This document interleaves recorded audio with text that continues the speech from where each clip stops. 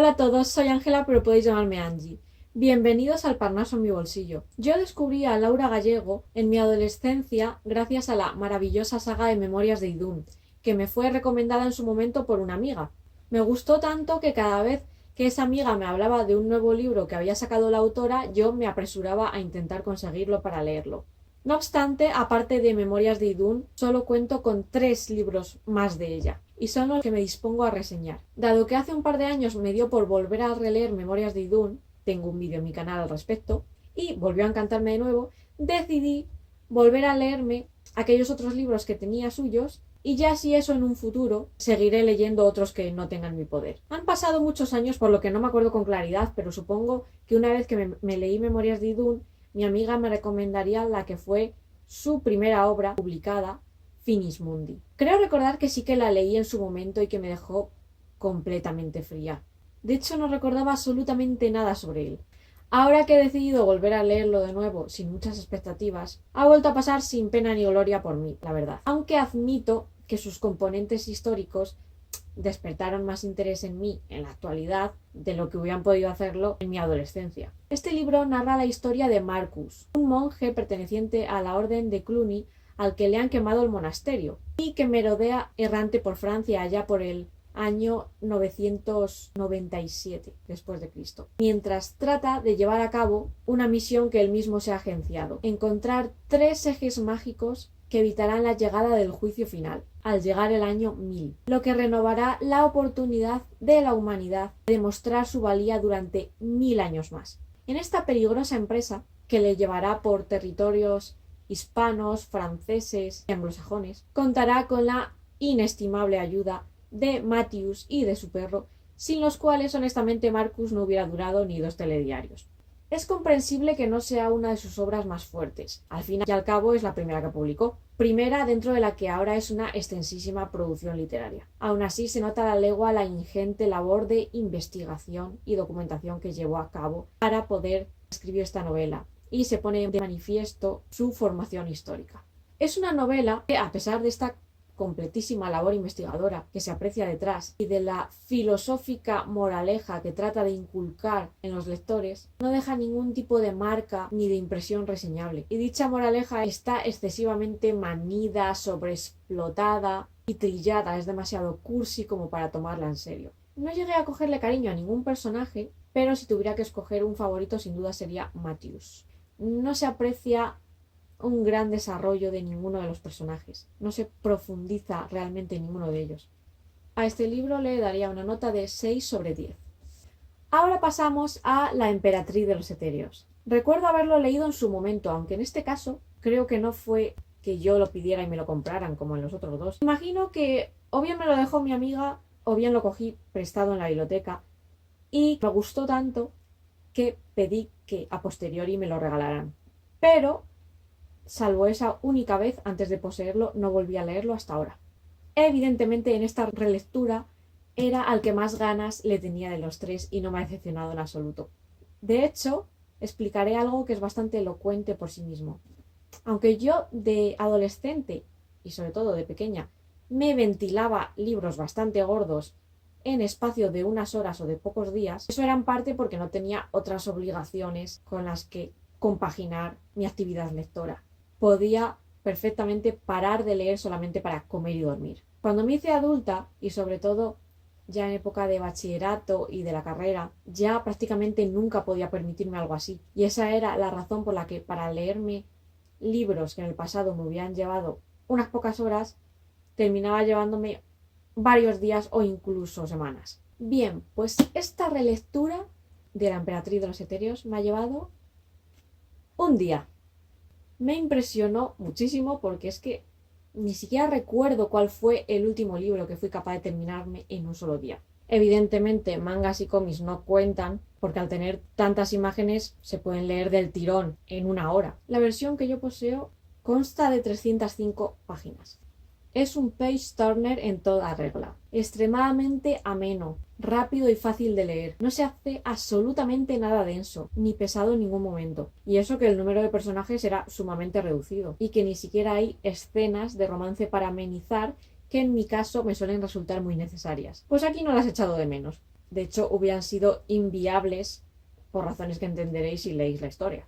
Al contrario que en el libro anterior, en este Laura no hace gala de amplios conocimientos históricos. Se trata de una novela de fantasía distópica que pinta un futuro en el que el sol se ha consumido casi por completo y la tierra ha quedado sumida en un invierno permanente, en el que existe la leyenda de una emperatriz que habita allá a lo lejos, mucho más allá de las montañas, que es el límite de lo que se atreven a atravesar los más aventureros, que osan dejar la seguridad y el calor de sus hogares. Y dicha emperatriz atrae a ciertas personas de talante aventurero hasta ella, y los que emprenden dicha empresa nunca regresan. Por tanto, al contrario que en Finis Mundi, aquí Laura ha de inventar, no describir el pasado. Esto puede resultar más o menos complicado que ceñirse a la realidad dependiendo de la complejidad del mundo que se desee crear. En este caso, el world building, si es que llega a existir algo como tal, es extremadamente sencillo, nada a la altura de Memorias de Idún. Sin embargo, no se necesita más para contar esta entretenidísima historia sobre una chica llamada Vipa que abandona la seguridad de su cálido hogar en las cuevas para adentrarse en lo desconocido en busca de un chico llamado Aer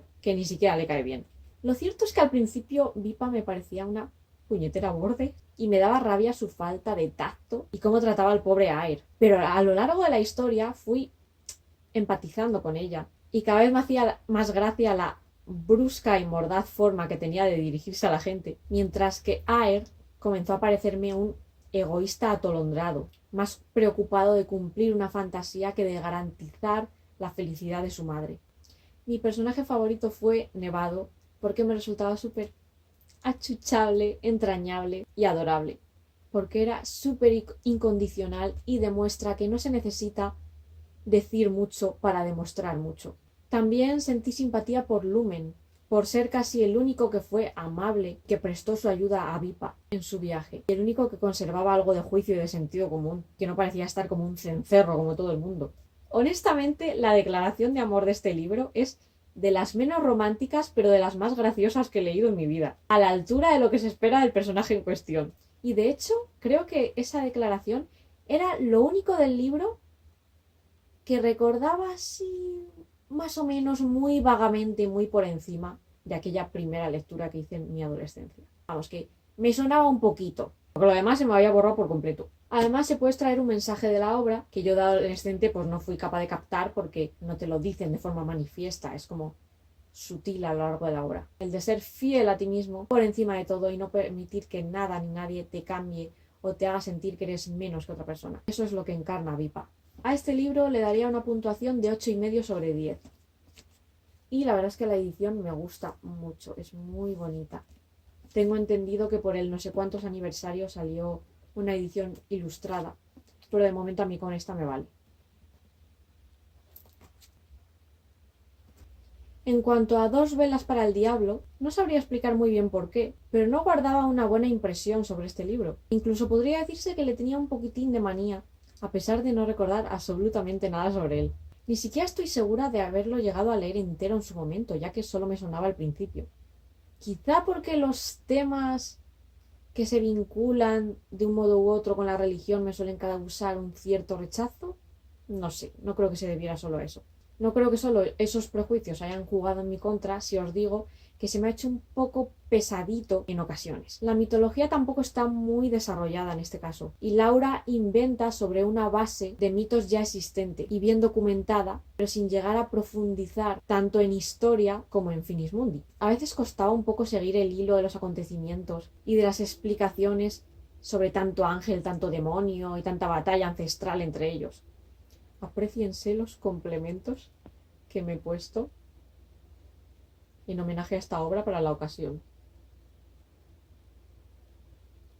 En sí, la novela no me ha disgustado tanto como pensaba, y en términos generales puedo decir que me ha gustado. Conservo mejor opinión sobre él que al principio, pero no es ninguna maravilla ni sería de los primeros que yo recomendaría de esta autora.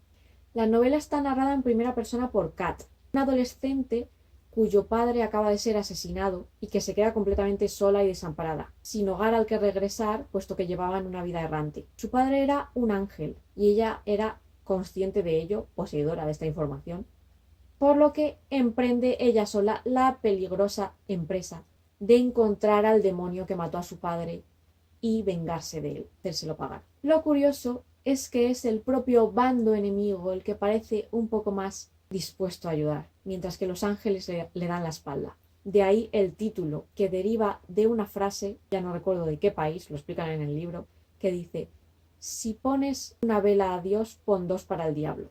La actitud chulesca y contestona de Kat me causó rechazo desde el principio. En mi caso, los personajes bordes me pueden caer o muy bien o muy mal, muy mal. Se me hacía cuesta arriba la narración porque encima se intentaba hacer la graciosilla todo el rato, pero a mí personalmente no me hacían gracia sus reflexiones. Sin embargo, poco a poco me fui acostumbrando a su personalidad y empecé a ver con mejores ojos su ferocidad y mordacidad. Además, carece por completo de sentido común y de prudencia, algo que siempre me ha exasperado mucho. Me revientan los personajes que hacen caso omiso a los consejos sabios que les hacen por su propia seguridad y que se meten en la boca del lobo por su propia voluntad. Una cosa es ser valiente y otra cosa es ser gilipollas. A Ángelo lo vi venir casi desde que apareció. La relación que se establece entre ellos resulta bastante predecible, pero no así su final.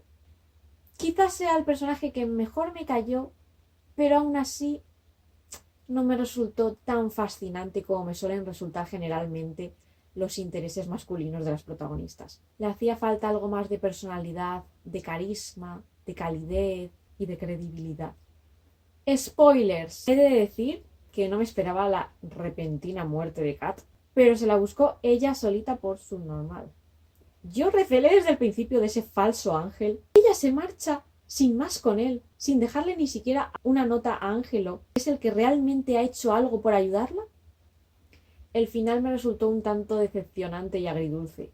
La relación romántica de Kat y Ángelo nunca llegó a comenzar. No hubo ni siquiera un beso, ni una declaración recíproca y como Dios manda, ni la seguridad de un futuro juntos. Aunque fuera forzado o poco creíble, yo conservaba la esperanza de que pudieran devolver a Kat a la vida, darle una segunda oportunidad como recompensa por su ayuda prestada. Además, a mí personalmente todo ese asunto de la reencarnación nunca me ha convencido ni lo más mínimo, y no me gusta que se recurra a ello en este tipo de historias. Son en gran parte tus recuerdos y vivencias los que te hacen ser la persona que eres.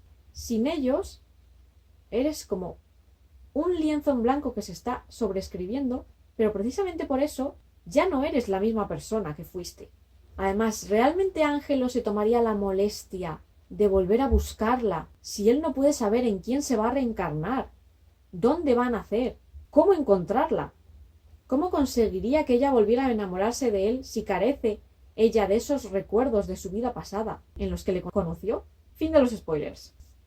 La edición no es que sea la gran cosa, pero bueno, aquí encontramos unas alitas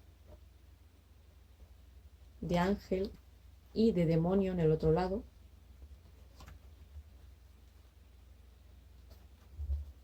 Y yo guardo dentro uno de estos ejemplares que daban con el primer capítulo y también un punto de lectura del libro en cuestión, que es el que evidentemente he utilizado para esta relectura. En definitiva, he disfrutado de estas relecturas, de unas más que de otras, evidentemente, y desde luego yo de esta autora, por el momento, seguiría recomendando Memorias de Idún, que es su mejor obra, sobre todo para los lectores más ambiciosos y que gusten de una fantasía realmente compleja, muy trabajada y con relaciones amorosas muy poco convencionales.